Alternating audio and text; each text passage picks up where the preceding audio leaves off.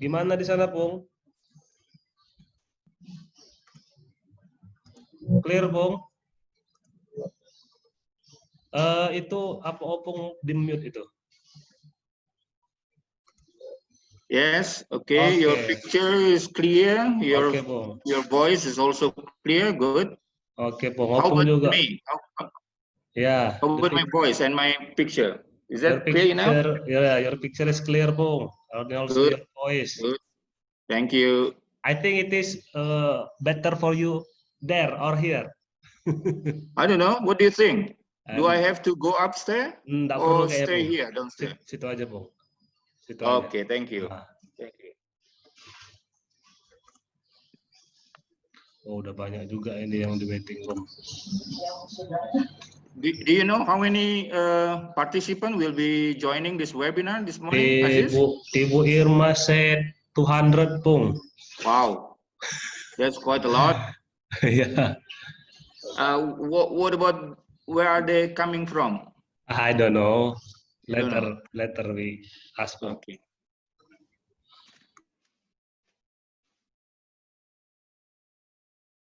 Is there any participant coming from South America? Is there any participants coming from Brazil, Peru, or Chile probably?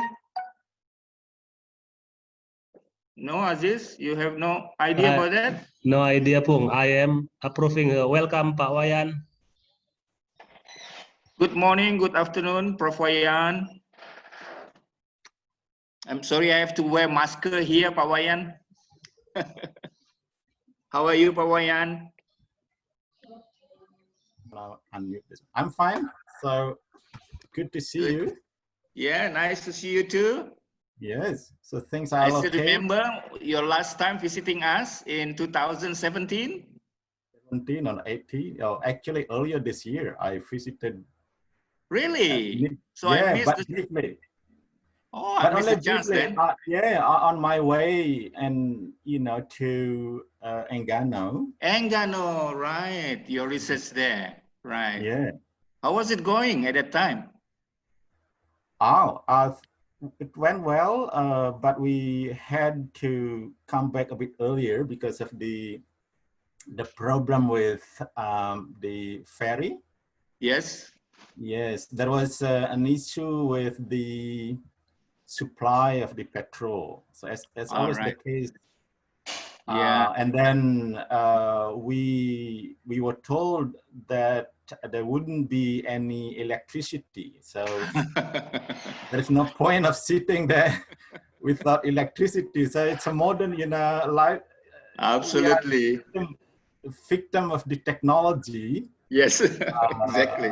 So without the electricity, you can't do anything. Just like zooming from someone else. So suddenly, of course not. If for some reason the PLN in Bengkulu, having a problem, then we can't have. That's an old problem here, Prof. Here in Bengkulu, electricity. Yeah. So what about the research itself in Enggano? Is it still going on till this year or next year? We are still processing a lot of data, not only the contemporary Enggano data. We have had the legacy materials from Kehler, so the German linguist or missionary, I suppose, who visited the island a century ago. So he collected a lot of material. So we are still working on that, translating to Indonesian and also English. Hopefully we are busy with processing the data. Yeah. So basically you're still collecting and gathering the data as well at the same time. Basically at this stage we figure out what's going on, but we have done some analysis with people in Bengkulu, with Pak Aron and other people, helping us with this, because we have different strands in the project. One is the applied teaching material development, where people in Bengkulu would be able to help. So we rely very much on your expertise in Bengkulu for this. Thank you. hopefully we can be helpful. Yeah, Bu Irma is, so last time actually, we would like to take Bu Irma and the other, Right. Yeah, that's what I heard. The last minute, for some reason, it's not possible. So I fully understand that one, but we hope that next time we can do as a team going to Yeah, the it field. would be nice. Is that because of the weather that time, if I'm not mistaken? So the team failed to go to Enggano. I think I think it's because we didn't really plan ahead. But when I was in Bengkulu, then I invited Bu Irma to go, and then for some reason it didn't work out well. So yeah. But next time. So. Right. Hopefully next time will be better. I think this kind of research is a long, it's an ongoing project, and yeah, in the end, and we will talk more later on in the talk. So in the end, what matters is the outcome. So there are people who like going to the field and coming back with tons of data, but never coming up with any papers of publication. Right. Yeah. By the way, how is the condition right now in Australia? Are you in Australia right now? Yeah, I'm in Canberra. But is it winter still? Right? Oh, it's very cold. Yeah, it's very cold. Right, right. So I'm having a heater in my room. Otherwise, just like in the refrigerator. Yes. Okay. So we expect how many people? So over 200, I was told. Yeah, it's a little bit over 200 participants, I think. Is that correct, Bu Irma?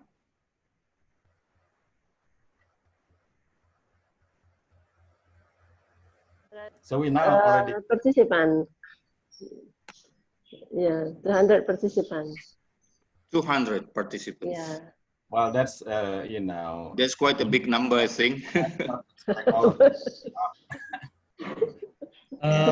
Prof. Wayan, I'm interested in your research. Actually, I have read kind of similar research to you, written by Pak Willem Burung.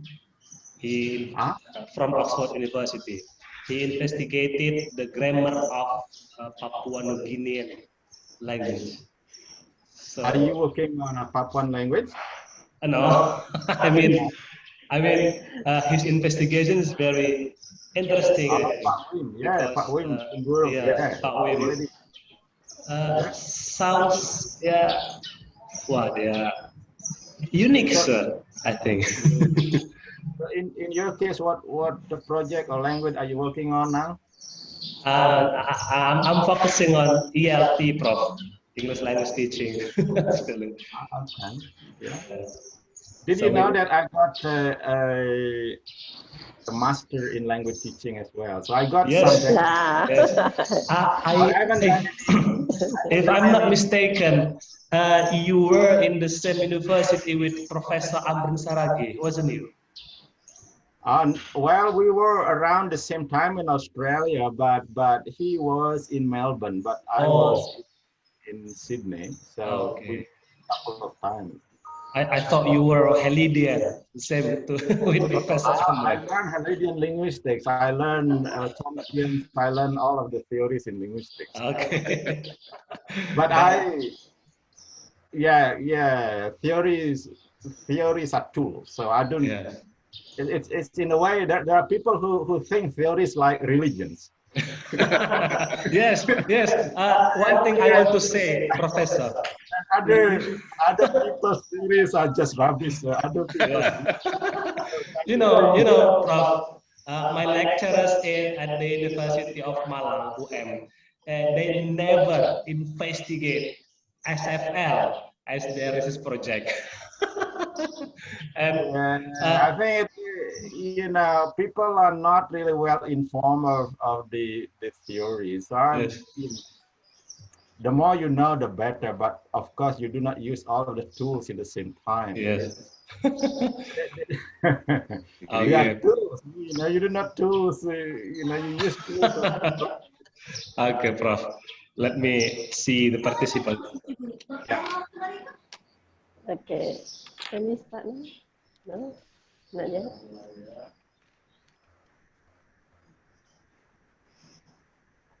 This is Indonesian time, so Yeah. people, Indonesian. Yeah, maybe. So there may be more and more people waiting in waiting room. There are 2 people in waiting room, I suppose. So I'm not in control of this. Let you do that.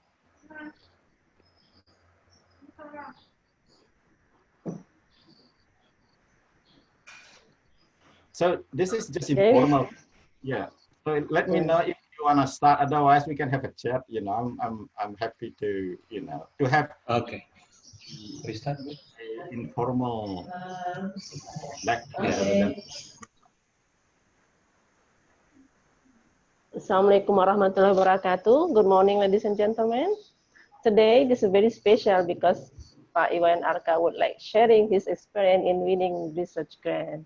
Okay, we'd like to express our gratitude to Excellency, the Head of Magister of English Teaching Program, Prof. Samir Arshad, M.A., Ph.D., Honorable Speaker Associate, Professor I Wayan Arka, Ph.D., Honorable Opening Speech, Associate Professor Alamsyah Harahap, Honorable all lecturer and staff of UNIB, Honorable participant of this special lecture.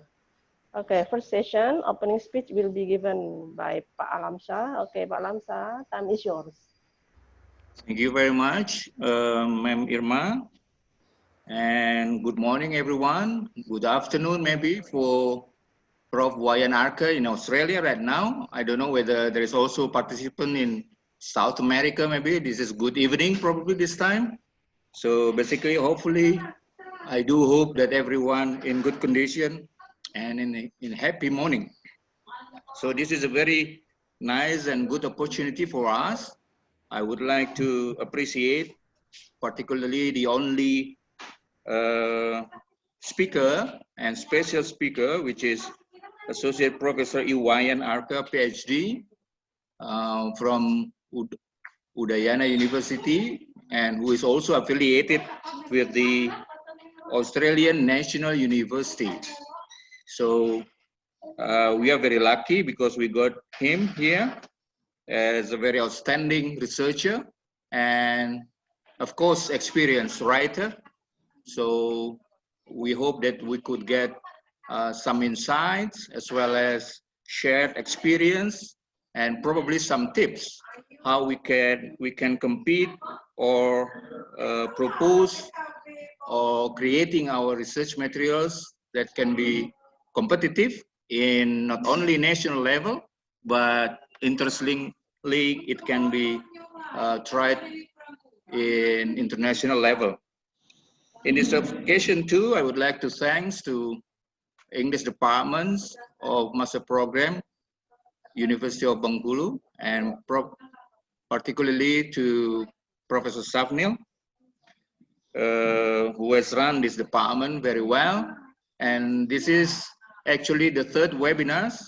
Hopefully in the next time we'll have other webinars session and can share our knowledge and experience among us who are interested in this area. So again, for all parties who has participated in this occasion, I would like to say thank you. So this occasion can be happen this morning. So before I deliver this moment to Professor I Wayan Arka, I would like to say welcome to everyone, particularly to participants. Hopefully you could enjoy and get some information and useful information, especially regarding the research and how to compete the research grant internationally. Again, thank you very much. Please enjoy this session.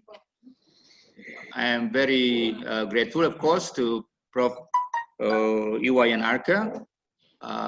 We have been seen actually in Bengkulu for several times, but this time we are meeting again in the virtual way. So this is the the contemporary ways of communicating this day because of the pandemic COVID-19.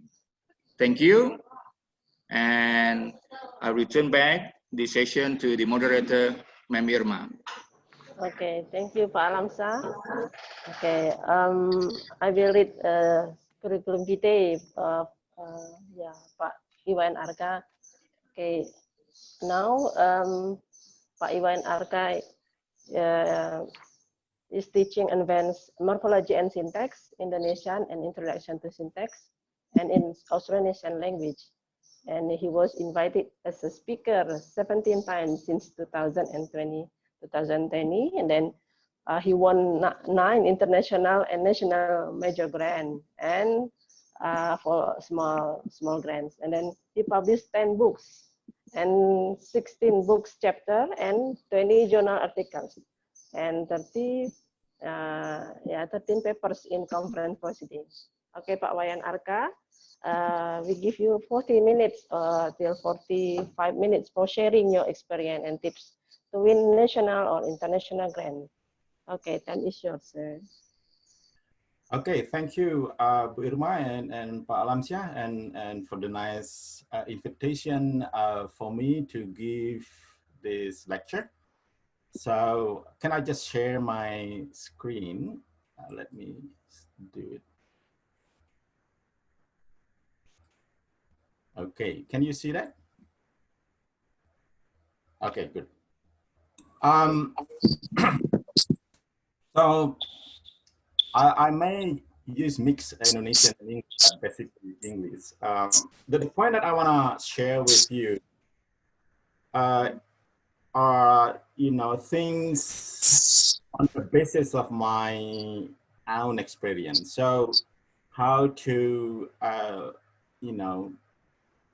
craft a competitive application on the basis of my experience as an applicant who also, as you know, many people, fail and also, win, I've won a couple of them, or, it depends on the nature of the competition. So we'll talk more about that. So most of the things that I want to say, reflect my own experience. So let me move to the outline. So this is the outline. So where we'll start, and at this, most of the second part will be more on the grant writing and certain aspect that we have to take into account. Okay, to start with, so very intimidating. Huh? When people think about international grants, applying for an international grant is highly competitive, and this is very intimidating, and people wouldn't know where to start. So it's like something far away, and you may have a kind of feeling that, if it is not successful, why should I put in too much time on it? Okay. So, well, but I think most of us are academics in Indonesia or anywhere else in the world. Academics, so, applying a grant is like playing a game. It's part of the game. Okay, so you have to win something.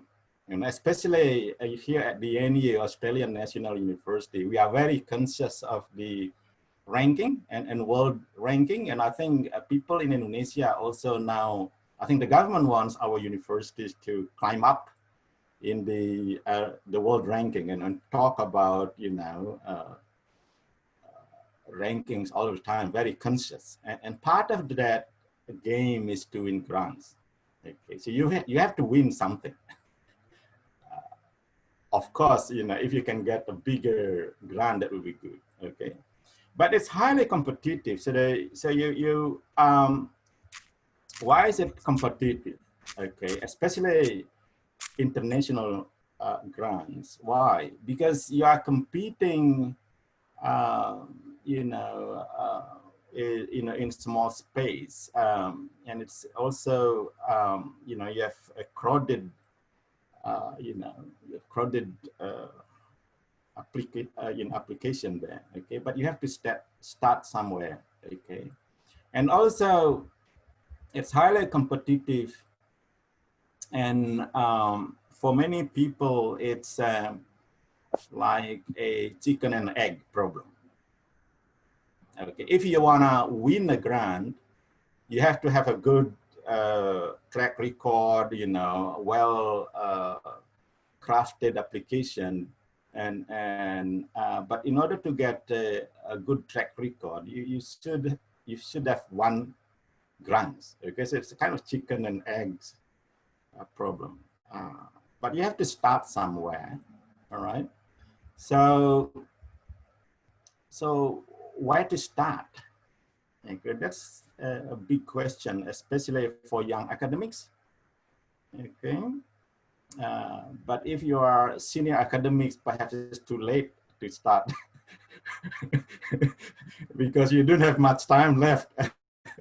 Okay, in order to develop your track record. Okay, but you know, I'm talking about my experience. But you have to start somewhere. So even when you are a senior academic, it's not, there's no, you know, too late to do something, but you have to start, okay? But it depends on your need, basically, and the stage of your academic career, okay? So depending on your need. So I'm thinking of, you know, of the competition here, and I said it's competitive. So we'll come back in a moment about where to start. But just wanna give you a sense of how competitive it is, international, you know, when you talk about international grants. As I mentioned earlier, that it's highly competitive because you are competing in a small pool of budget allocated by, you know, by the funding agency. All right. So a funding agency like the LDP in London, for example, the Endangered Language Documentation Project at SOAS, I was a panel member there for 4 years, and I could, you know, I have a good idea of the working inside the panel. And also the same is true in other funding agencies like Australian Research Council grants. So every year, the funding body has a certain limit of the funding, okay? They have certain limits of the money in the pot, okay? And then you are competing with other people. You know, you have a small space, but there are other people competing for the same pot of money, okay? So that's why it's highly competitive. And it may be the case that your applications, you know, fails, okay, rejected, not because the application is bad, you know. It's you know, when I was at the LDP panel in London, I traveled to London once a year or twice, sometimes a year, to attend the panel meeting. We talk, we discuss, we did the ranking, and there are a lot of good applications which could not be funded, okay, because we have a limit. You know, every year the ALDP, for example, is allocated around £1 million, you know, and distributed among the applications. But then it depends on, you know, if there is a very good, an outstanding project application, which happen to be you know, consume a tenth of the money, and then we have smaller people, you know, granted the project because of the amount of the money.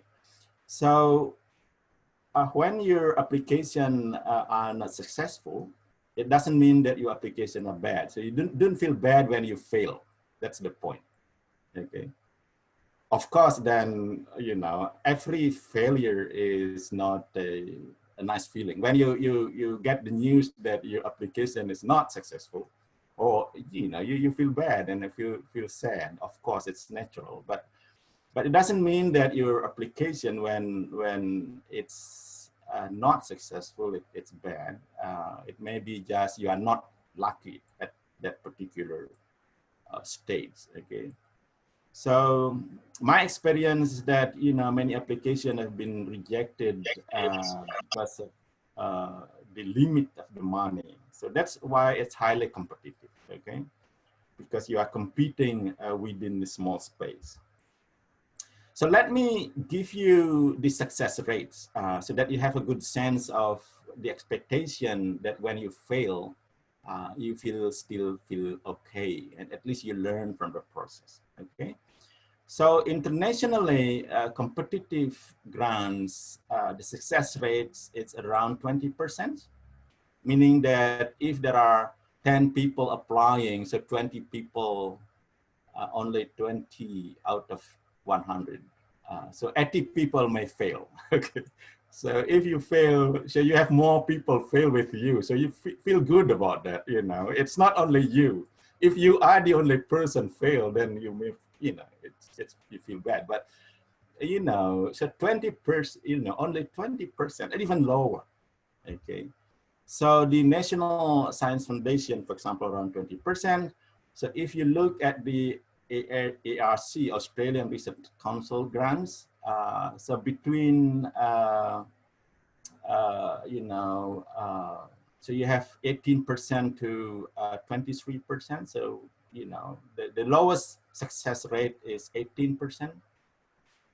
So 18 people out of 100 got it. Okay. So in 4 years ago. So this year is around 23%. So you see the range of the success rate.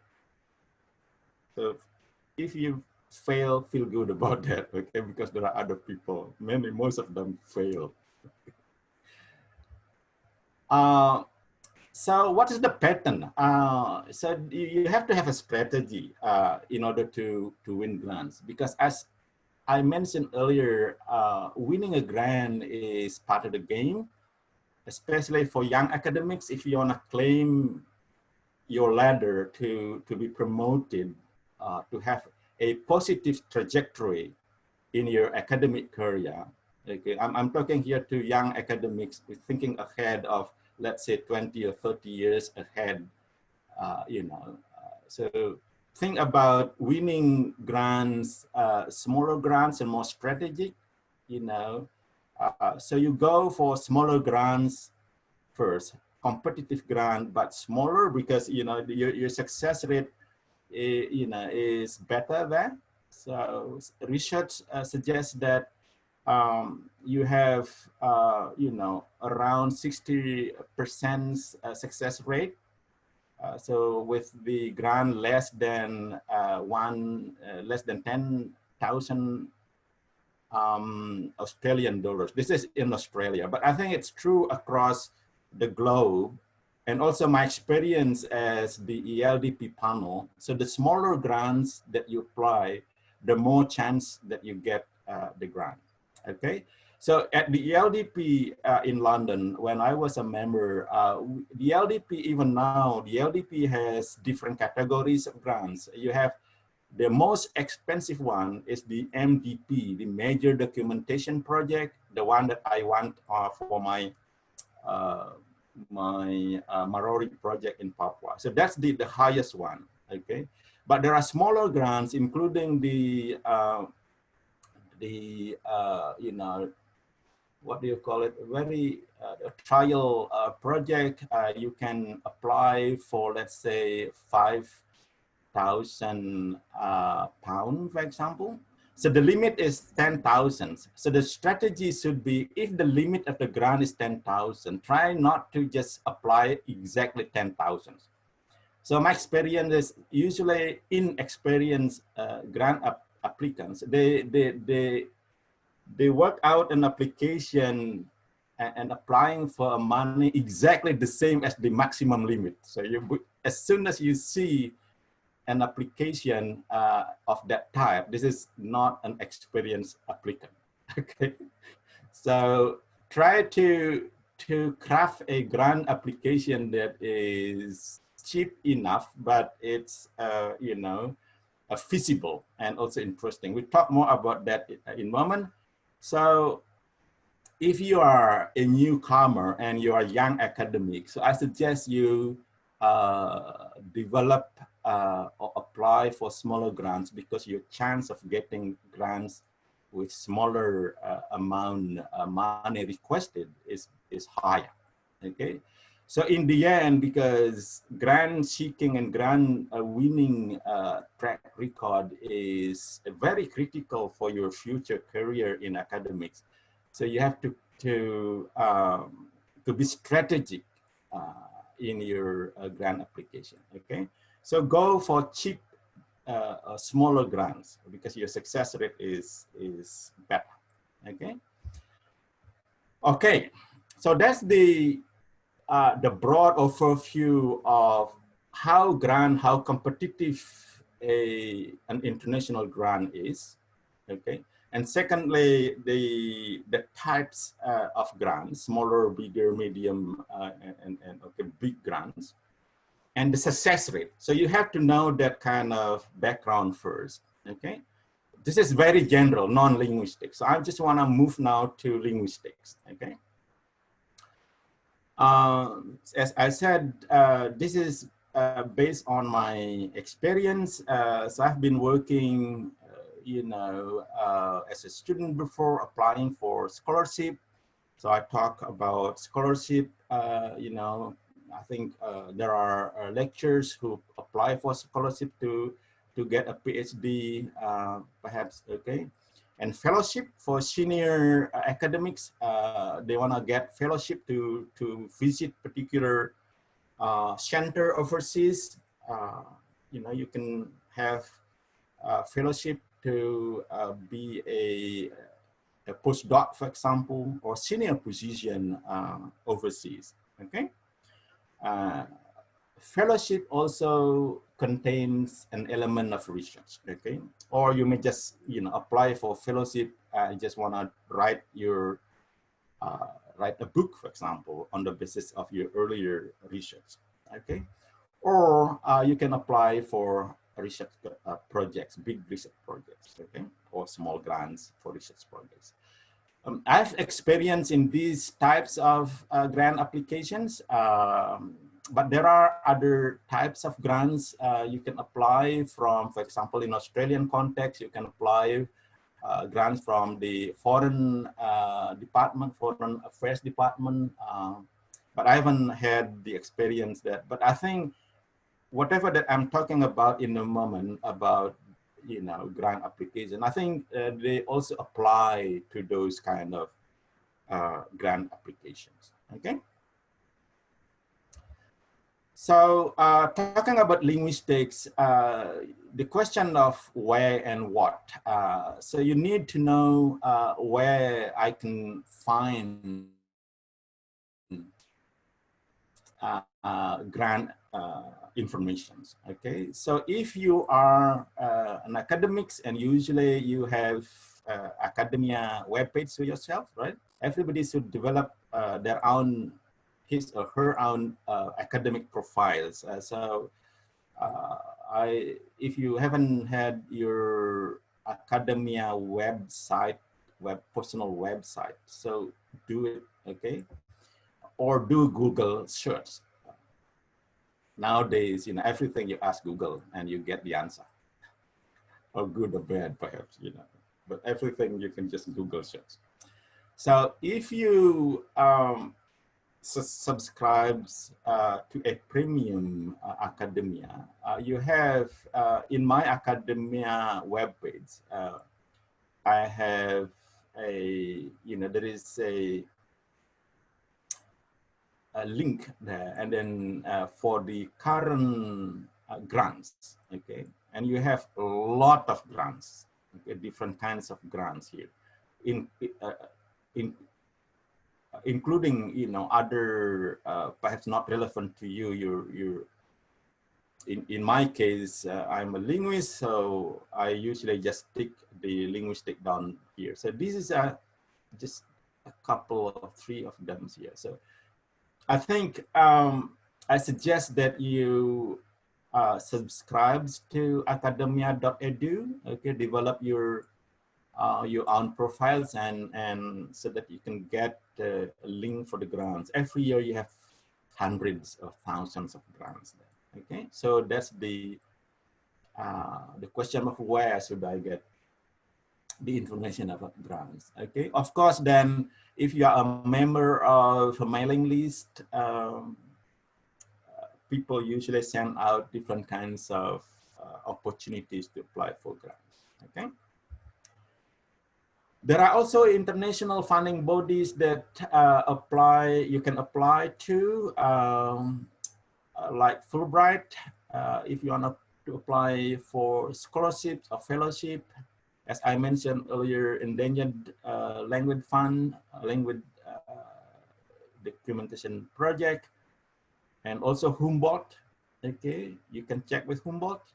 I did at one point apply for a senior fellowship position at Humboldt, and I won it, and I got a 3-year fellowship distributed for 3 years. So every year I visited Cologne University for a semester. So you can apply for that. So this is for junior academics. If you have got your PhD already, or you are already a senior academics, you can check the link and apply for a professorship, perhaps, if you want. Okay, you can do that. So I have the experience applying for that one. Okay. So these links provide you with information about different kinds of funding. Okay, and these are open for international applicants.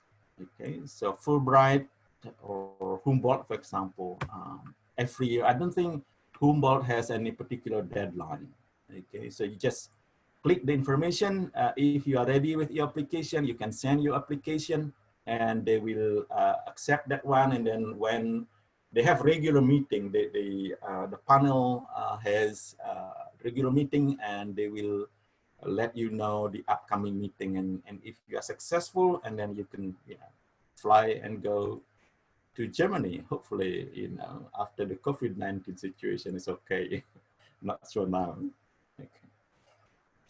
All right, but then there are other grant funding bodies like a National Science Foundation or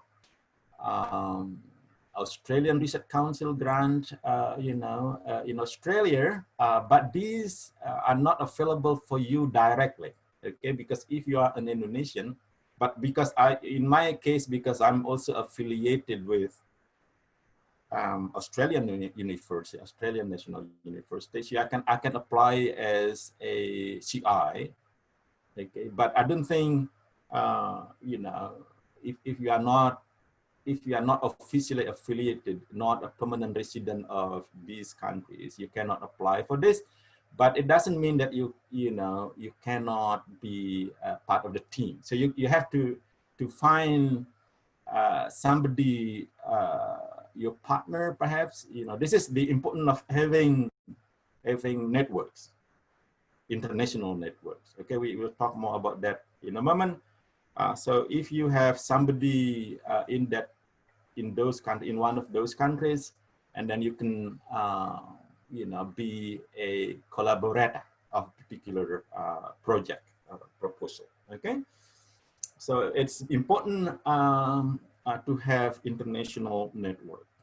Okay, so two kinds of grants funding bodies. One that is available for you, even though they are based overseas, you can apply as the main chief investigator. Okay, but for this one, the second one, you have to be a co-applicant for the project. Okay, so that's the point of where and the types of the grants that you want to apply. So I want to talk about the process of crafting. I talk about crafting rather than writing. Okay, writing grant. It's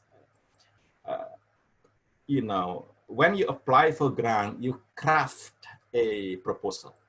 Okay. Crafting means it's just like mengukir in Indonesian. Not really, you know, mengukir means it's more than shaping up. Okay, it needs more time to work through different elements to make the whole thing look excellent. Okay, just writing a grant, it's not just simply writing. Okay, because you have to craft. It's an art in a way. Okay, it's a skill. Okay, so in any writing skill is a skill. When you write something, it's not simply just write it. You look at it and think about it and how your writing looks good. Okay, this is even so when you talk about application of grants. Okay, so you just not just write a grant and just submit the grant application. You have to craft it in a way and look at it and from different angles, different pitch.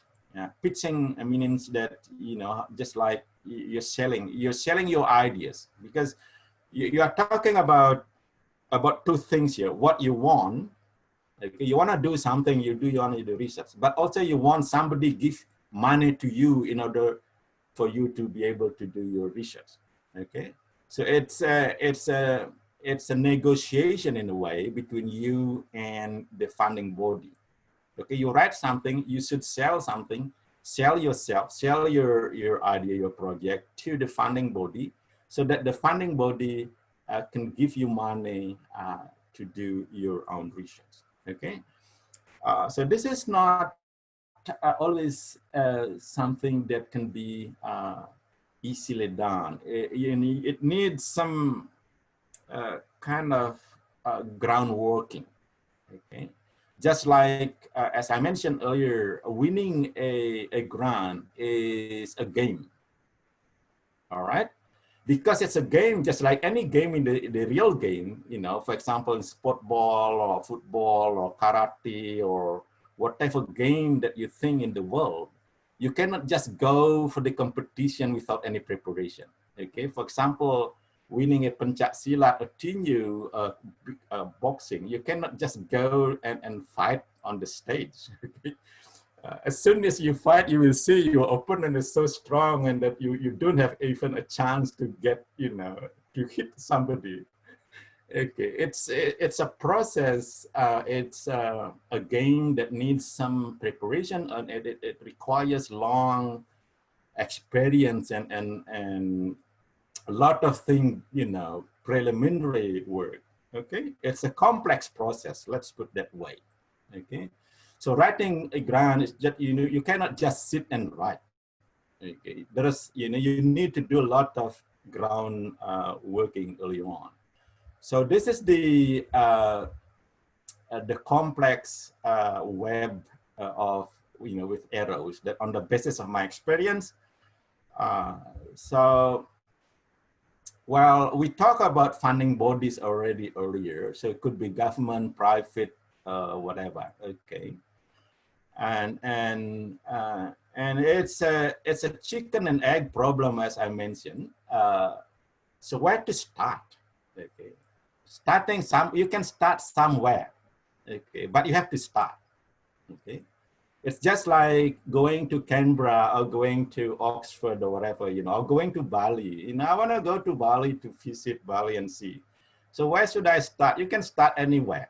Okay, you can start at Ngurah Rai when you landed, you know, you land in Ngurah Rai, or start at the, who knows, you know, you can start somewhere and then travel around. Okay. So, well, for the sake of talking about this, I will start here. Okay. At the area that I put it here. Okay. So, usually, this is my experience. Start with a brilliant idea that I want to do. Okay. Okay, but of course, starting a brilliant idea. So in the old days, people may doing meditation perhaps to get some idea. But nowadays, in normal life, I think it's a combination of this thingy here. Okay, you may do some reading or doing your own research, then leads to new idea, or perhaps this is part of your education. Okay, so something when you are doing your, now who knows, one of you here in the audience, you are still a student working on your own project. So you may have more than one idea, okay, already. So you start with a brilliant idea and then you write up and thinking about, well, if I want to do this one, for example, then let's say, you know, you are working on a particular, or your own language, for example, working on Balinese. I'm working on Balinese. I have a lot of ideas, okay? But then, okay, so I want to write something and then, but then in order to do that research, I want to develop my corpus. I want to hire other people. So you cannot do it yourself. So you're thinking of a bigger project, okay? That's why then you think about the funding bodies that we just talked about. Or as I mentioned earlier, you want to go to Germany, okay? Germany to be a visiting professor or visiting scholar in Germany, okay? So then you think about particular project, okay? So you just, you know, think about your rough idea first and thinking about your funding body and then what type of the grant that you want to apply. If you want to apply for, let's say, a short visiting scholar fellowship, for example, for 6 months to Japan, for example, you can then you do this research here and then you think about your brilliant idea and do some reading and then try to draft something, okay, draft one, okay. So you draft something, you know, korek in Indonesian, coret, whatever, you know, or in, you know, in your computer, you have a folder. I do have a folder in my laptop as grants, okay, grant ideas here. Inside that one, you have grant ideas. So anything during the night when you wake up 3 o'clock in the morning, you can't go to bed anymore because your head is busy. Okay? And then suddenly, you know, in the morning, you have a lot of ideas. And then, you know, while still fresh, just open up your laptop and then type in the ideas and put that in the folder as the, you know, ideas. So I have, you know, people should be strategic, I think. So once, you know, if there is some request for you to do something, and then you can go there and see, remember, you know, some things, okay? So that kind of way you handle whatever that's coming up in your minds. And then you have a particular folder in your computer as a, you know, then you can pick up your idea and then you do some drafting, okay? But when you do this, you know, there are a lot of things going on here, but then of course you have to talk, if you're serious, you are serious of applying for a grant, and then you have to read the guidelines, okay? All right, so we'll talk more about this here, but I don't think I have enough time to talk about all of this stuff here because, you know, I only have limited time, so perhaps we can talk about this at some other time, another guest lecture, perhaps. Okay. So I will just talk briefly here. So that's the basic idea. So you start with a brilliant idea, okay? So let's talk about brilliant idea. So what is a brilliant idea? Okay, well, a brilliant idea in linguistics, we talk about brilliant idea in linguistics. What is it and how can we come up with that idea? Okay, of course, then I said, you know, a brilliant idea is something that is innovative. Okay? Something new, something, you know, something new that people haven't thought before. But, you know, this is something new, okay? And significant. Okay, what is significant? It's significant in the sense talking about linguistics, promising, you know, an idea that you will work out, you do that will provide a breakthrough, for example, in particular field, okay? A breakthrough meaning that something, a new way of answering question, okay, answering puzzles.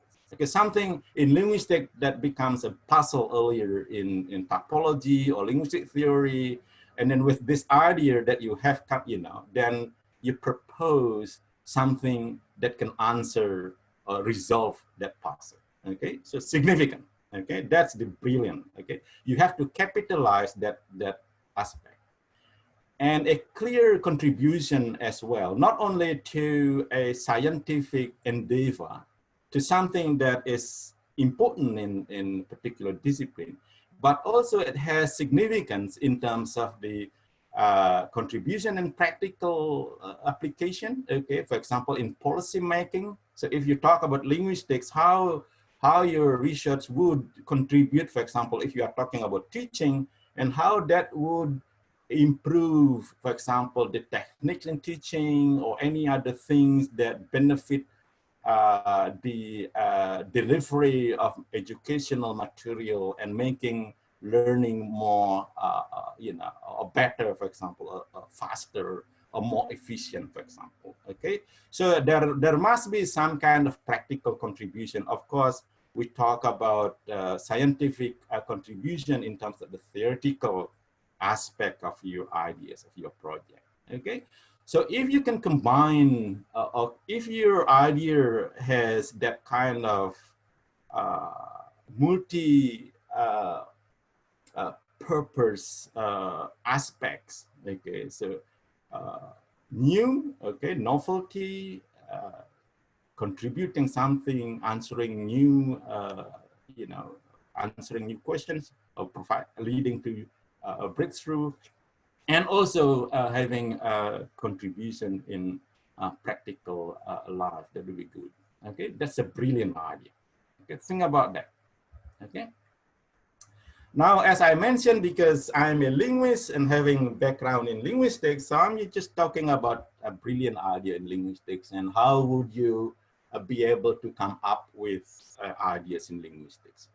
But looking at linguistics, you have different kinds of linguistics, different types of linguistics, okay?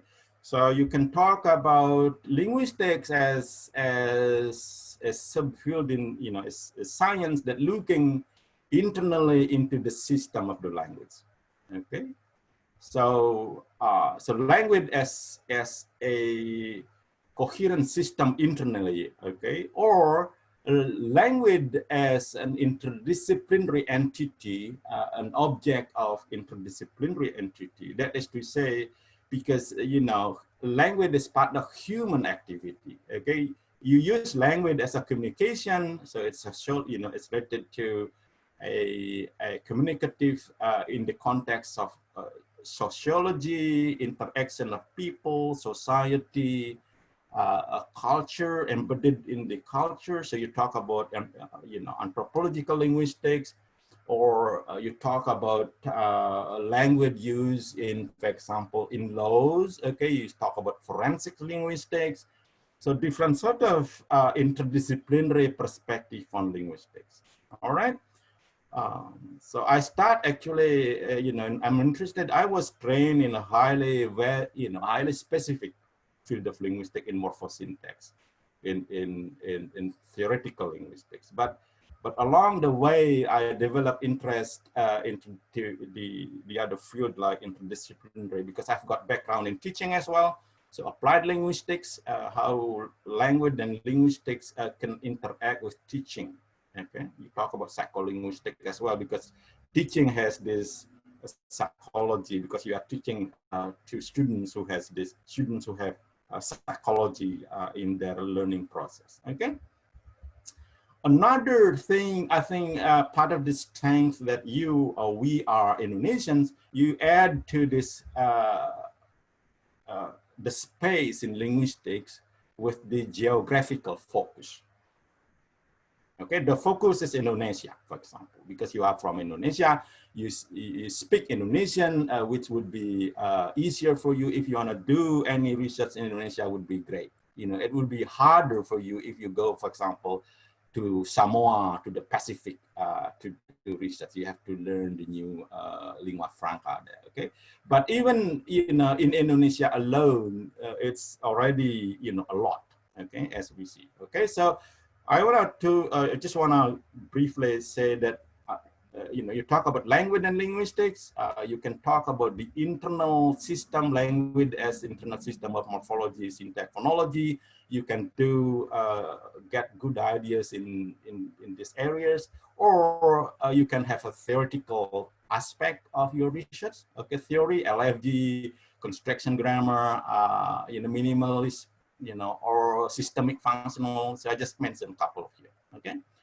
Or then you just may be interested in just, you know, descriptive linguistics, okay, not really theoretical, but that's fine, okay? You can do research in descriptive linguistics, looking at the empirical side of things, okay? But also, as you know, you can compare languages in Indonesia. So you talk about topology, a lot of things going on there, okay? You can compare, so look at the linguistic topology. Or you can, as I mentioned, looking language as interdisciplinary entity. Language is used in culture, embedded in culture, or used in communication as part of this Indonesia. You know, Indonesia is multilingual community. Okay, so you have this cultural, sociological, you know, sociological context. Okay. Or currently, you know, people talk about computational applications, okay? Language in social media, computational linguistics, you know, Google search, Google Translate, all of these, you know, complex combination between linguistics and computer science, all right?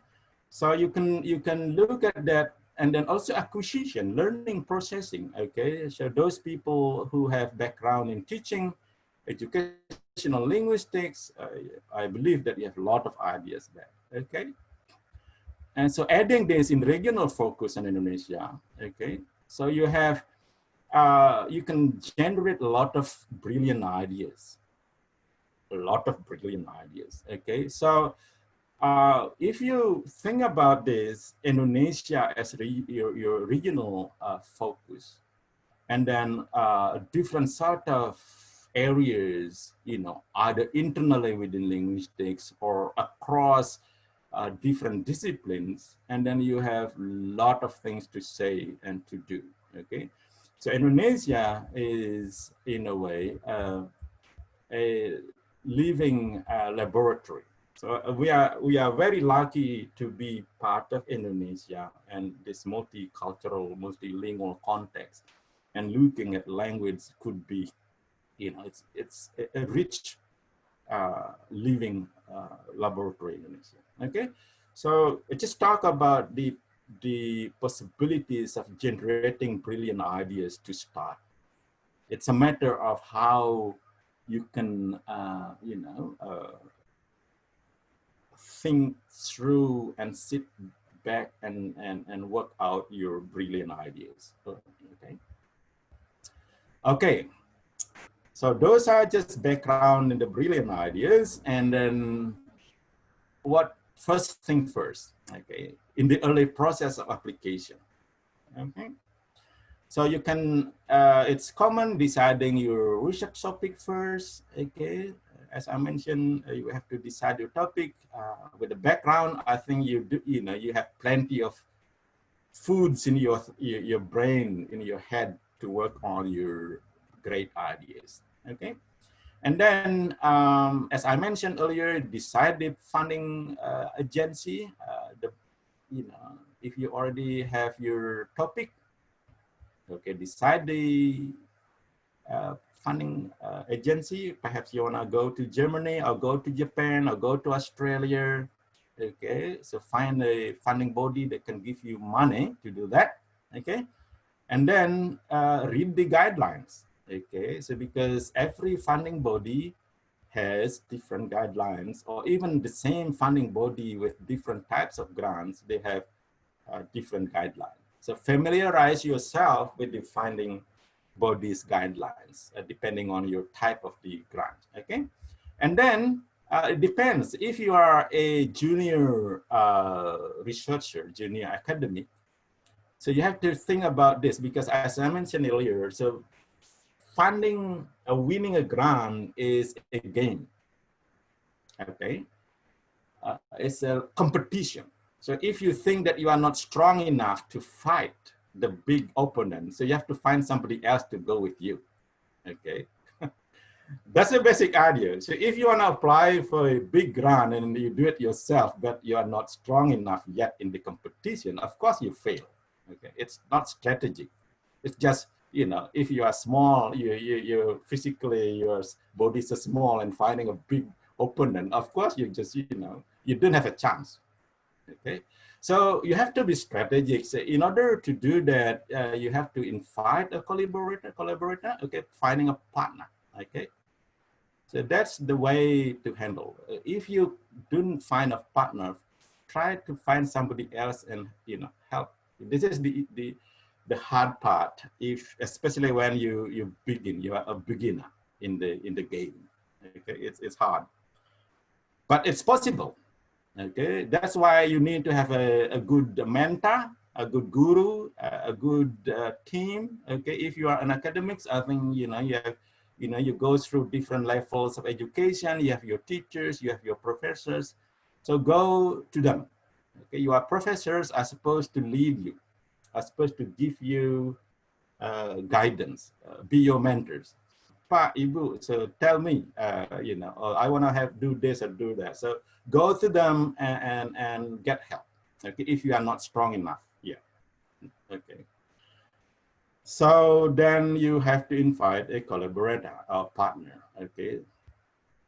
And then depending on the type of the research, you may have a referee. Okay. Because in any competition, this is again the idea of why you need a referee.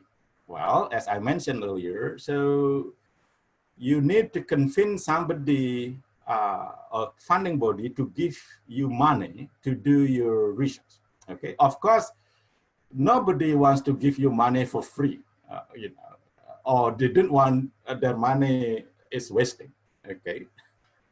So if you know, even small money, people don't want to give you the money, but if they definitely want to give you money if you have something good to say or to do, or, you know, but then how you convince that one? So, you know, you need somebody, a referee, who can say, well, Wayan Arka is somebody, you know, if you give Wayan Arka the money, the grant, he will do the right thing and will deliver what he has promised. And then, you know, so you need somebody who tell the funding body or the reviewers of that funding body that the applicant is somebody that is trusted. Okay, somebody that can do whatever that he says he would like to do. Okay, this is the idea of the referee. So this is something, you know, you need to work out and along the way, especially when you are still young academic. So try to develop a good relationship with your supervisor, with your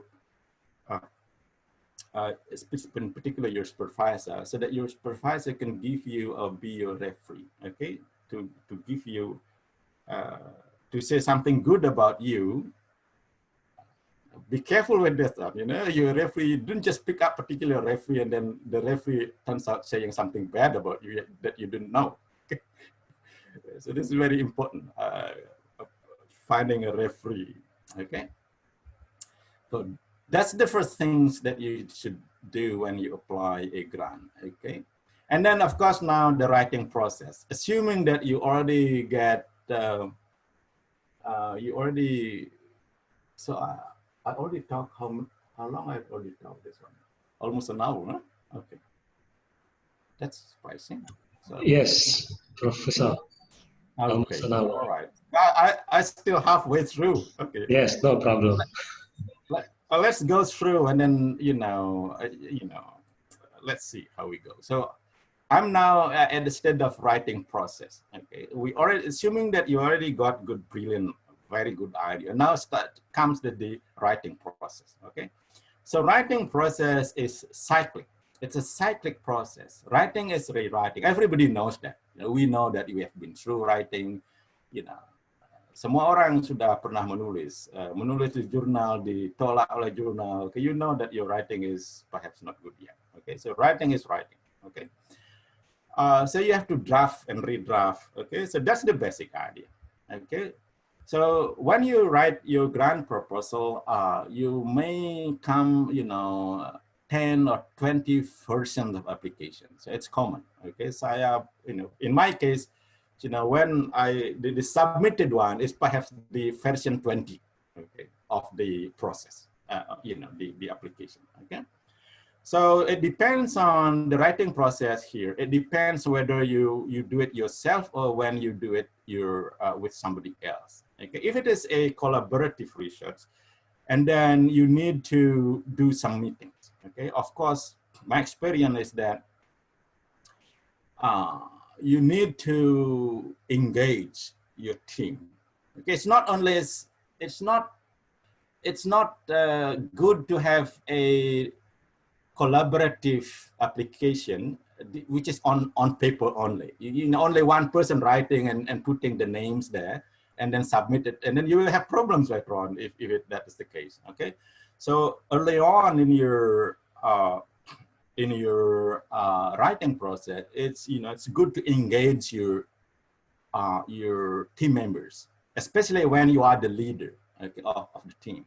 Because the basic idea later on is, you know, any good application is or has been started early on with really collaborative engagement within the team. Okay, you work together because working together would ease the burden. Okay, you can distribute the task, and also when you have 5 heads, or, you know, it's better than only 1 head. Okay, so having more people and engaging and talking about this is very good. But of course, you start with a positive, common goal. Okay, not competition among you. That's the problem later on. If you try to find somebody and work with you, but the people compete with you in a negative sense, that will be an issue. What's the problem here? Okay. So I think you have to engage your members if you have the, it's a teamwork, okay? And then if you are the team leader and you are the person who is responsible for the writing up, okay? The leader, the team leader, especially usually this is the senior person. So you are the team leader, you are the person who has the brilliant idea. So usually the team leader is the person who has the brilliant idea. And then because you have the brilliant idea, and then you work with your team, and then you can, you know, craft the application in the way that you like, and you get the feedback from your members. So you do the drafting, do the meeting, and then final drafting, and then you read it. You know, you may ask the peer reviewing. Okay, so ask somebody else in your university, and this is part usually in a university, in a good university like Australian National University. You have a research office that helps you to take your draft and ask and find a reviewer within your faculty. Okay. And then you get feedback and do final editing with your members. Okay, and then you do this. It's a writing. It's a process, a cyclic process until to the point that you have a final ready to submit. Okay. So if it is an international, well, we are talking about international grant here. It's usually in English. Make sure that it's typo free. Okay, because this is very important, because, you know, once the your reviewers or the panel members in the reviewing process see that, you know, full of typos, and then drag downs in the scoring system. Okay, make sure that you follow all of the guidelines as well. Okay, every grant application type has a particular guideline that you have to respect, obey. Okay. Okay, I mentioned earlier about brilliant idea. Okay, so talking about brilliant ideas. So early on, I talk about how you generate brilliant ideas. Okay, but now I'm talking about brilliant ideas that you think brilliant, but also the reviewers wouldn't think so. This is there may be a gap between what you think and what other people think. It's common. Okay, so brilliant ideas, ideas that you have to think about. Writing is it's a reader-oriented process.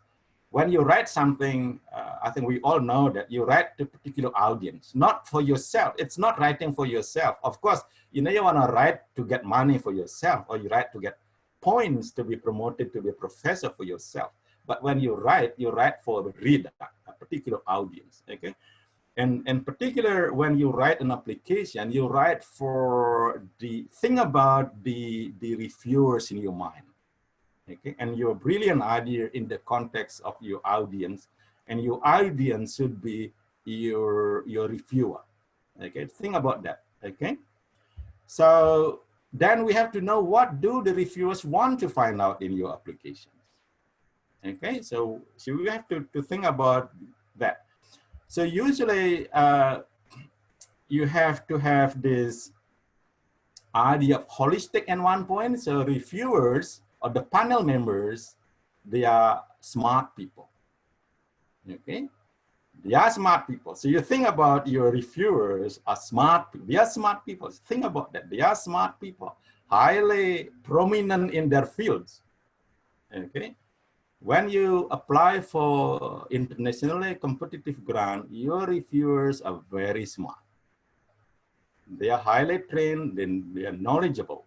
Okay, so don't say silly things about anything. Okay, try to keep that in mind. Okay, so you need to get this holistic, picture. The whole thing. It's just like thinking about a building. You have to paint the building in a way that people see it's a building, and also specific enough that you see that the building has some details. Okay, just like a statue, for example. If you want to craft a statue, you need to find you get the impression, well, you are talking about an elephant statue, for example. Not only because you want to get the impression that at the general point that you're talking about elephant, but if it is blurred from even when close, it's blurred, it's not good. Okay, so you have to think about holistic application, but at the same time also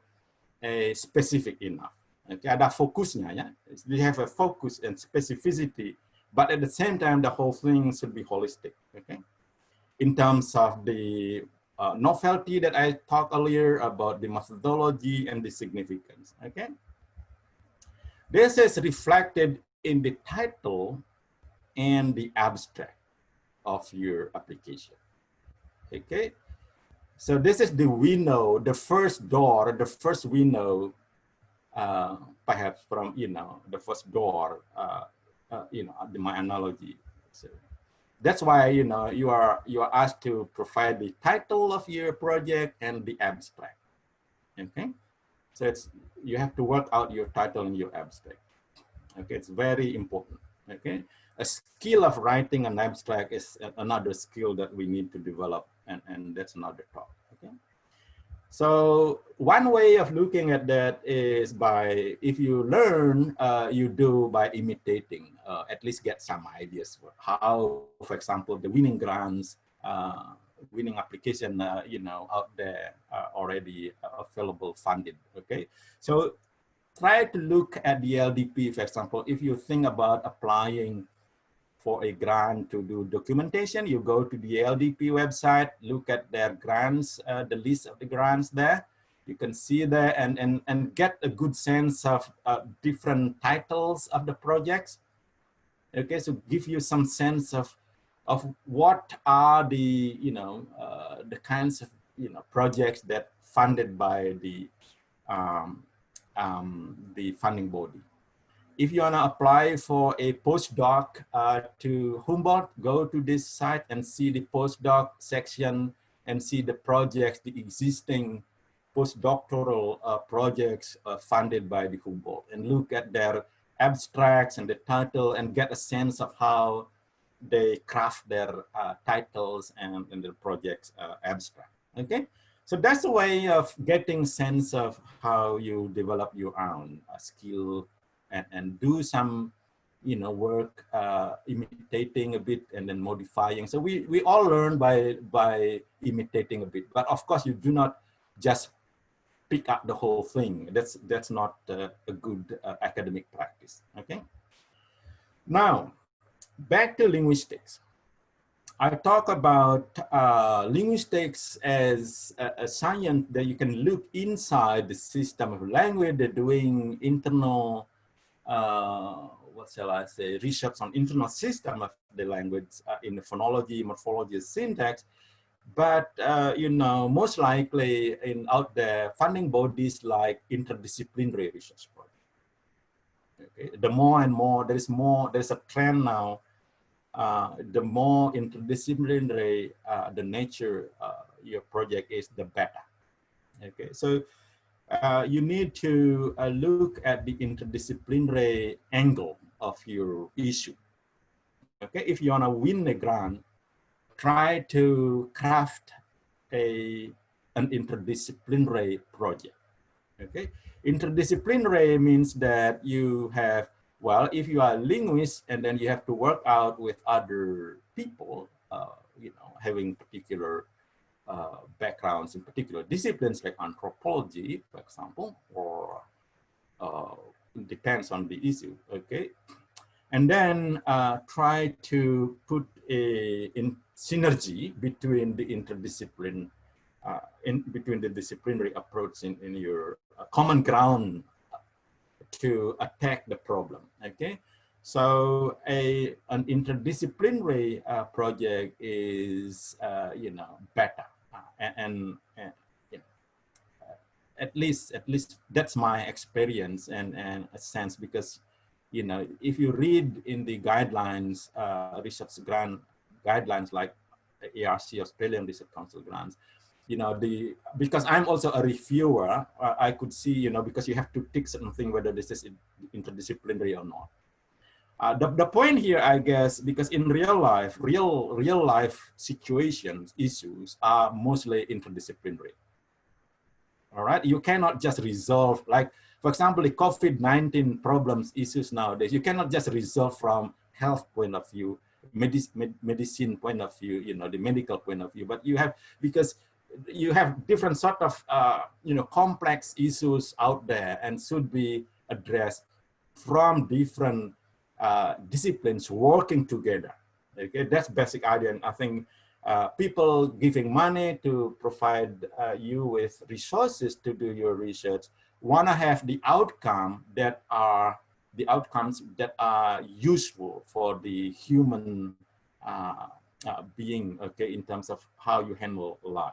Okay, so I think that's the idea. So it's more and more interdisciplinary. However, there is a negative side of that. Well, negative, a challenge, let's put it that way, not really negative.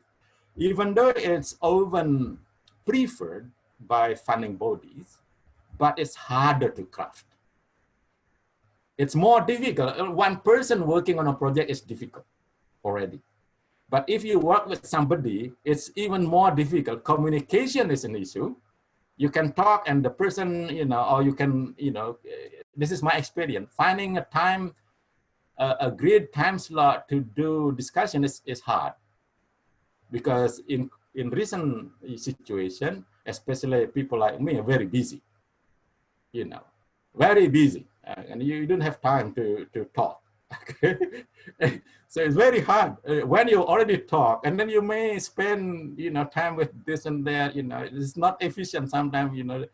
5 minutes, 10 minutes already passed talking about your family, or talking, not yet going into the substance. Okay, And then you have a lot of issues, you know. One discipline is already hard, you multiple discipline, and how you combine that disciplines, it's harder.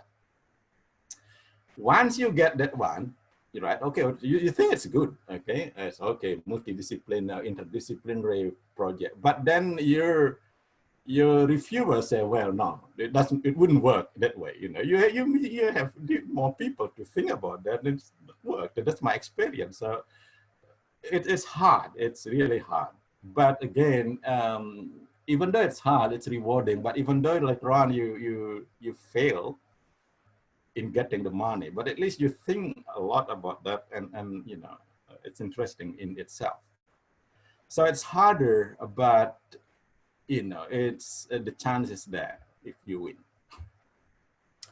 So now think about the reviewers and brilliant ideas and winning the grants. And this is the idea of scoring. It's part of the game in life. If you want to move up in your ladder, you need to be evaluated and need to be given a score. And that's life, okay? And it's intimidating, and you have to go through that. There is no other way. If you don't want to do that, and of course you can't go up. Okay, there is no way. There are people who don't want to move up in the ladder, just stay at the bottom and happy. Well, that's the choice of your life. Okay, but there are, you know, but the government, Jokowi or any other government in the world, they are competing to be, you know, you are part of that train, and you know, you have, you know, play the game. You know, if you want to play the game, you stick to the game and move along with that kind of culture. Whether you like it or not, later on, you know, the government wouldn't give you money unless you go along that kind of path, trajectory. Okay, so this is part of the life, and you will be judged. Okay, if you know, that's the scoring method. Okay. So reviewers like me, I'm a reviewer, I have to be, you know, and you know, when I review a particular proposal, I've, you know, a very clear guideline, give you score 90 or 80, whatever, A or B. We'll talk about that in moments. Okay, so think about being affiliated, being a score with specific aspect of your project in terms of, you know, innovation, whatever. Okay, so any reviewer would be given that guidelines, okay? And of course, you know, different kinds of guidelines, but basically they are just the same, you know, the way how you handle the application, okay? For example, for the endangered language documentation project panel members, when I was the panel member, so these are the guidelines that I have to stick, okay? So I will evaluate any application in terms of these, for example, significance, the importance, the urgency of documentation, okay, the appropriateness of the methodology, the ability of the applicant, okay, the value for money, whether the person, you know, asks too much money or, you know, the weaknesses and the strength. Okay, so I have to give comments and provide scores. Okay, so I think now you have to think about that. Okay, or if you apply for the ARC grant application in Australia, the reviewer will be given this matrix. Okay, so you have the score A, B, C, D, E. Okay, A, B is the highest one. Okay, so if you get A, if you get A, 5 reviewers give you all A's, so most likely you'll be funded. Okay, so A means 90 over. So get 90. Okay, it's not easy. It should be 90, or perhaps, you know, B, 80 over, 85. Okay, usually upper side of that scoring system. Okay, and also you need to know that your projects are, or your whole application, okay, is given score in terms of components. These components, and I think we have to So I still have how many, you know, it's almost one. This is the thing that I'm talking. You want to have a break session, Professor, or what? No, I'm just thinking about people fed up listening, so don't want. No, we are listening to you. For 2 hours, I'm okay to talk about 2 hours. I'm thinking of my audience, so the audience getting sleep. Okay, I'm keeping the questions for you, Professor. Can I just going forward very quickly then? Okay, Yes, so you have four components. Okay, 4 components to be evaluated, but your project proposal is only here. Okay, only here. Okay, the investigator is the hardest part, because this is something that be developed in the whole career of your life. Okay, somebody evaluate your track record, but you cannot change it overnight, because you develop it from when you get your PhD, or it's a long process. Okay, so your track record is your CV. Okay, and this one, it's okay. So I don't want to go through how you improve your track record. You can just, your formal education. So my suggestion is do your PhD. Okay, get a PhD first. Okay, if you didn't have PhD, then do it. Okay, because that's the way to improve your capability. Because 4 years of training doing PhD would give you a lot of training to be a better person, I suppose. Okay. Not only in your academic life, but your everything, because it's hard. Okay, but it's good. So participated, in other projects, write and publish papers. This is something that of becoming a reviewer. If you are lucky, you may be invited, or if not, you can apply to be a reviewer. Okay, you can do that actually, get a sense. Okay, and the last one here is finding a mentor. Okay, find somebody who is senior enough, your professor, who your head department, or whoever, who has got a lot of experience in writing a proposal or winning grants. So learn from the person. Okay, that's the best. Or be part of the project. That's the best thing. Okay, the project that the person leads. Okay, that's the best way to learn. Okay. And then when you get the experience, you can add your CV that I've been working with this person. This person is, this project is internationally competitive project. A grant project. Okay, so you can do that. Okay, so whatever that is related to project quality, I talk about this here, and actually I wanna give you examples from my own, so you have a clear background, an objective, specified, saying something about your significant contribution. You have to make it explicit in early in your project application. Another thing, making it explicit, is to put the subheading explicit with, for example, significance or innovation. Okay, put that one, I think, and then you can explain that in your narrative. Okay, making it explicit. As I said, linguistic innovation, you have to do your descriptive research, typological research, or theoretical research, or combination of those.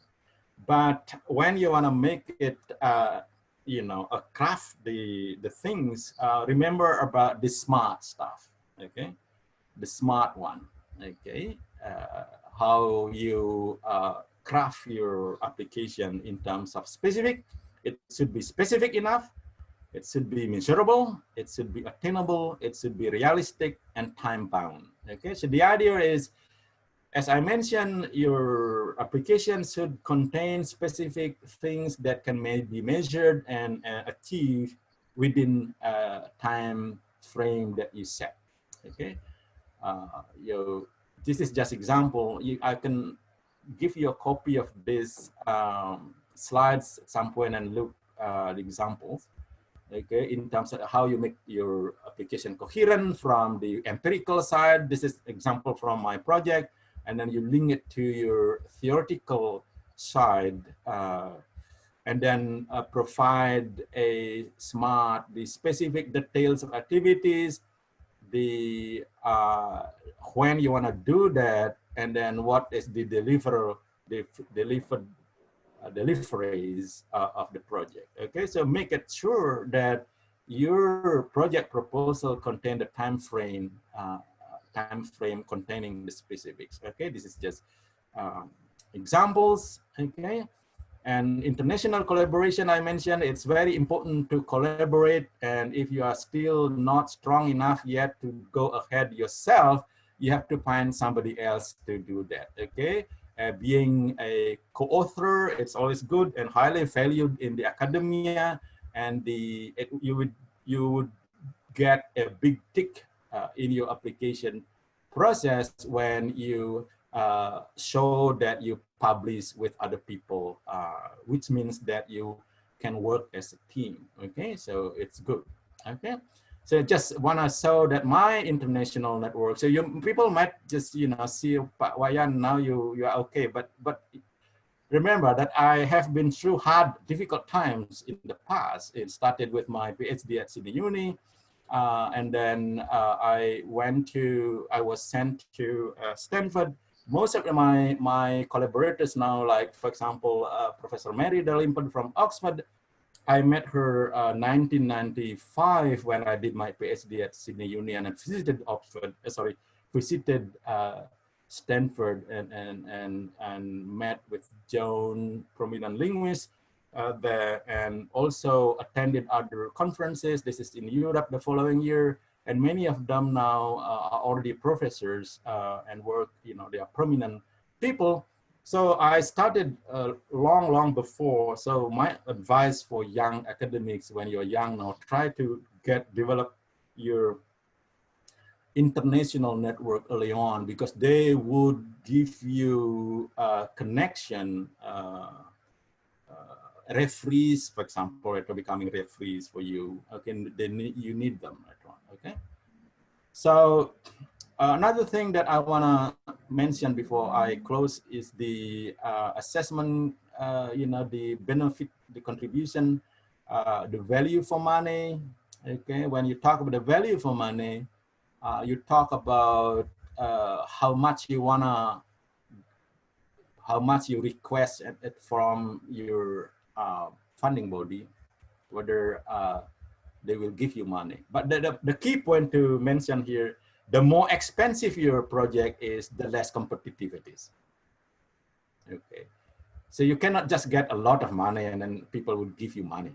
The more you get, the more you want money, the less competitive your project is. Okay, but remember that the cheap project is not necessarily more competitive. Okay, but you go to cheaper project, but solid in terms of the holistic quality. Okay, but remember that the benefit depending on the projects I just mentioned here. This is from, I think, Yancha is in the audience now. Yancha is a student of mine here at the NU earlier on. He did his master with me. Yancha is from Kodi, from Suma, working on Kodi, his languages. So he just won a small grant from the Endangered Language Fund in the US for 2000 and 2001 year, I suppose. So he's back now in Suma, and he has been working, talking to me, and I'm in a way his mentor and also former supervisor. So I'm also his referee when he applied for this, and we talk about how to pitch the application. And you can talk to him if you like. He's in the audience to promote him. Okay. So I just want to mention here that this is, specific heading. For example, the value for the native community in your application, make it explicit like that.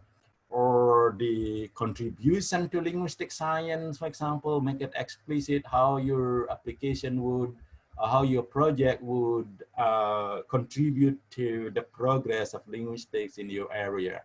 So he got that grant, so congratulations to Yancher. I think a small step in the CV, and that could, you know, be used later on when you apply for a scholarship. So you can say that, look, I've already won a grant, international competitive grant. That would be a bonus for your competition later on when you apply for a scholarship. Okay. So feasibility again is a matter of success or failure. If you're applying, think about your reviewer or the panel who think about success or failure. If I give this person money, is the project going to be a success or a failure? Okay, so think about that. So you have to get that message across. You wanna say something about the possibility of success. Okay. And then that's related to the feasibility, also related to your cost project in terms of money. Okay, so how you would put the details of the money that you request. Okay, so you should be specific and itemized. Okay, very detailed. Okay, this is from Yanche's application because you have to put the specific detail, the quantity and the rupiah, whatever, and USD, and also justification. Why you require a particular budget item, okay? Why you require a cam recorder, for example, or microphone, a wireless microphone. So you have to say something about that, okay? But there's a big but. If you apply for a big grant, like major grant, so the budget is very complex, okay? And there may be guidelines to read, to respect, and this would give you headaches if you do it yourself, okay? What you should do is go to, if you work for university, you know, in Australia, or I think in Indonesia, so you have to consult with Departemen Keuangan, bagian keuangan. So the bagian keuangan or finance, and talk to them, because, you know, they would perhaps you know, be able to help you. Okay. And the final stage, as I said, you have to not only double check, triple check, or even more. Okay, because make sure that it's typo free. You keep an electronic copy of your documentation and submit by the deadline.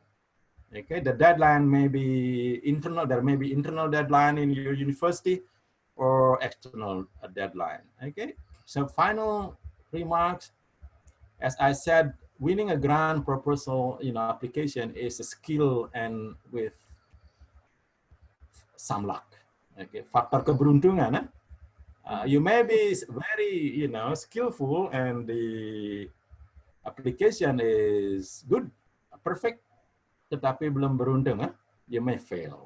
You may fail many times, but that's okay. You know, you may learn from the failure. You get feedback, and then you may, you know, those people, just like, you know, in my case, I've won several grants, but I failed also several others. So don't feel bad when you fail. And, you know, prominent linguists, you know, talk to them, and they said they would fail a couple of times. You know, it depends. It's okay. So increase your chances of success. Kalau ingin menambah kesuksesan, if you wanna, just, you know, apply and apply. When you fail, apply again. You just like, you know, kids learning to walk. When you fall off, and just get up and walk again until you the point that you can walk yourself. Okay. Otherwise you just walk it. You just get up again and again and again, and submit, you know, more and more. So never tired to apply. Okay, you will get one eventually. So, and also I think it's okay to apply to for more than one funding body. Okay.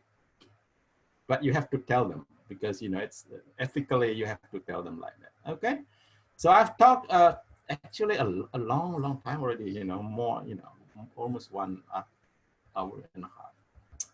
But this is the final one. Your credentials. This is the point that I learned, and it's very hard sometimes. Okay. So if you apply for an international grant, you have to invite, for example, somebody, but not only somebody, but you have to think about whether the track record of the person is good or not. Okay? Otherwise, you will be dragged down. Okay, remember that, sometimes feeling bad about somebody who want to join your project, but then you can't, what shall I say? How would you say that? Well, at the moment, it's very hard for me not to include you because, telling the person the right thing about that one is very hard. But think about this, and I think it, but of course, you may get involved in a particular project without being the main applicant, especially the persons who are listed in the applicants. But of course, somebody or your colleague whose track record is a bit uncompetitive, a bit lower, he or she can still be part of the team, but not as the applicants. Okay, so to make things, trying to be in a way socially acceptable, but making sure that your project is competitive. All right. Terima kasih. So sorry talking a lot. So talking about something that I'm very enthusiastic, I can talk for 2 hours and even more, I suppose. Okay. Okay, thank you, Professor I Wayan Arka. What a very interesting topic we have for today. I have received some questions for you, Professor. Let me read it for you. The first question is from Professor Safnil. What are the obligatory outputs of the funded research project we have to meet? The funded, can you repeat it? What are the obligatory outputs of the funded research project we have to meet? That's something that you decide. Okay. Remember that when I talk about, the feasibility of your project and the brilliant ideas. So your project, so the funding body would determine when they decide whether your project is high in the scoring system, the top 10. So they would consider what sort of outcomes, output that you wanna promise. Okay. Of course, there are standards. For example, if how many Scopus index journal papers, for example, in the Indonesian context. Like internationally, you can say that one Scopus index, especially Q1 papers in Scopus would be great. So you can say that I would like, in 2 years project I can produce 10. You can say that, but wouldn't believe, no people would believe that one. Okay. and the feasibility would break down. Okay, so you can determine whatever that you think reasonable. Okay. Depending on the goal, and if you say that I would make a breakthrough in a particular theoretical question, and then at least one paper outlining this one, you can say that one. So back to the question. So it is you, when you craft your application, determine what outcomes that you wanna provide to convince the funding body that they would give you money. Okay. All right. Thank you, Professor. So I hope it's yeah. Would that answer my question, Pak? You can comment on that, yeah. if you like. That's from Prof. Sapnil. Prof. Sapnil, do you have any comments on that?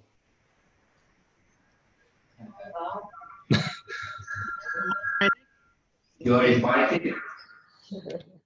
Did I answer your question or not? Yeah, but I can add to it.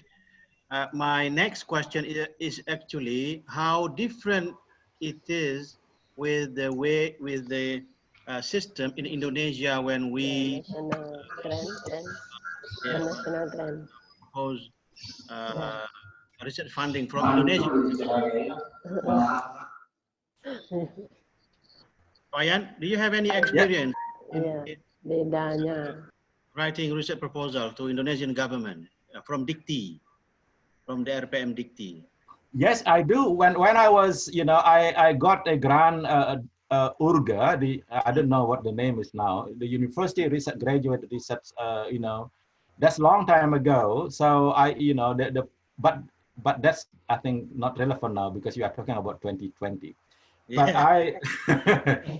But I know I'm familiar with Indonesian way because those who making guidelines from Dikti, they are not experienced researchers. So they in a way, they have unrealistic expectation. For example, with 1 year project or 2 year project, they would require a Scopus Q1, journal article, or as perhaps, it's not realistic in a way. If you start your project, let's say 2 year project, and then, and knowing how long it would take to publish a paper in a Q1 journal. But you have to be strategic in order to get around with this kind of question. I think this is true also for international grant applications, and also I think generally. People who apply for grants, they usually already did the research, partly. Okay, because of course, I don't think you can write a brilliant, excellent, outstanding application when you do not know what you are talking about. Most likely, you have done your research, and then you write something, and then you require funding to add something, and then once you get the funding and you have the money to hire getting additional data, and then, for example, assuming that you have 2 year project in Indonesian context, and then I think it's possible to deliver a Q1 journal article in Scopus, assuming that as soon as you get your grant, you already have the data, and you add some data, filling in the gap, and then the first 3 months you just revising your draft and then submitting, and then assuming that you have 1 year a process, and then the second year I think you assuming that everything is okay, accepted, for example, you have brilliant idea, and then you get Q1. I think it's possible. But I don't know, but this is, you have to have a strategic way of handling requirement, crazy requirement from the Dikti, I suppose.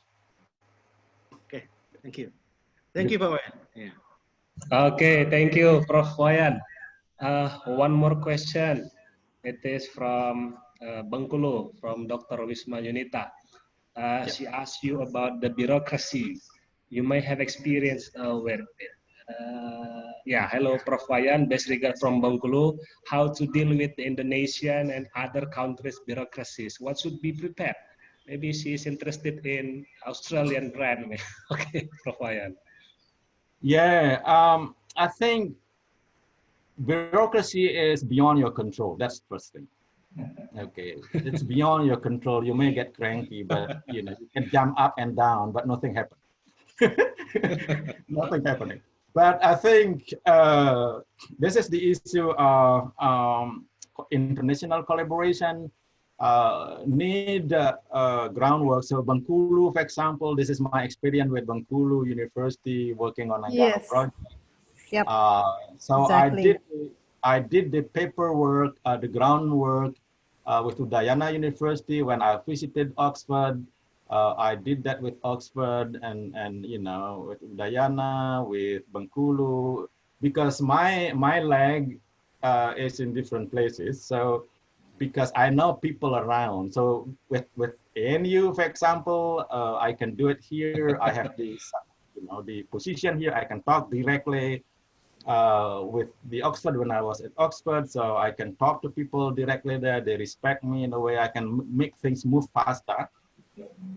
Okay, so that's the collaboration. So for you in Bengkulu, if you want to do collaboration, for example, with the NU, so we talk about this with Pak Arono, well, you know, and also with this bagian kerjasama luar negeri, and so the more people you have, the slower the process. But you have to be patient, and you have to go and check several times. So you have to be patient. That's my suggestion. But of course, jangan patah hati, because jangan patah hati. Because many people are patah hati or I don't know, in Balinese there is a word for that, ngekok, you know. My colleagues from Balinese will know ngekok. Ngekok means, oh, I didn't want to do that because it would take time and didn't do it. That's the reaction. But what I suggest is a normal life. It's not only in Indonesia. Indonesia is even worse, but even in prominent universities like in Australia, you know, bureaucracy could be slower than expected. But you have to send emails, making sure that things move from one person to another.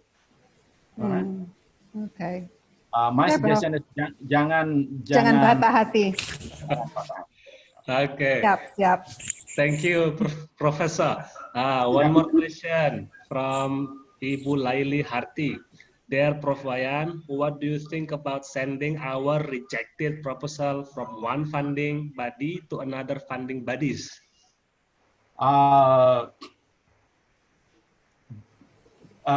that's a good idea, but I think you have to do that. You may be lucky, but my suggestion is when your funding proposals rejected, usually you get review reports. Okay.